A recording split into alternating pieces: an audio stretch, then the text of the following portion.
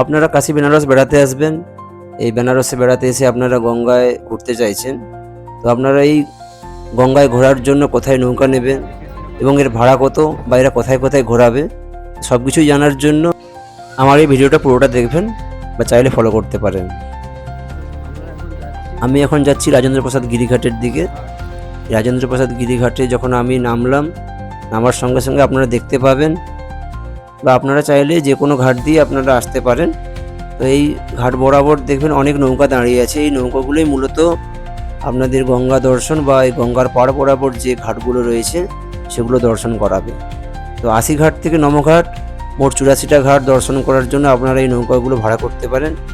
আপনারা ঘাটে আসার সঙ্গে সঙ্গেই নৌকার মালিক বা ওদের লোকজন আপনাদের বলবে যে নৌকায় করে ঘোরাবে, কিন্তু ওরা 250 থেকে 400 টাকা বিভিন্ন রকম ভাড়া ওরা বলবে, কিন্তু আপনারা 100 টাকার বেশি দেবেন না, কারণ এই নৌকাগুলো কিন্তু শেয়ারিংয়ে নিয়ে যায়, সেই জন্য এই ভাড়া কিন্তু 100 টাকা।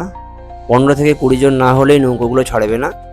আপনারা মাথায় রাখবেন এর ভাড়া কিন্তু 100 টাকা এবং 15 থেকে 20 জন হওয়ার পরে এরা কিন্তু নৌকা ছেড়ে দেয় এবং 84টা ঘাট সুন্দরভাবে দর্শন করিয়ে দেয়। তো আপনারা যারা মনে করেন যে পার্সোনাল বোট ভাড়াই করব, তারা কিন্তু পার্সোনালভাবে বুক করতে পারেন, তার ভাড়া আপনারা ওনাদের সঙ্গে কথা বলে নেবেন।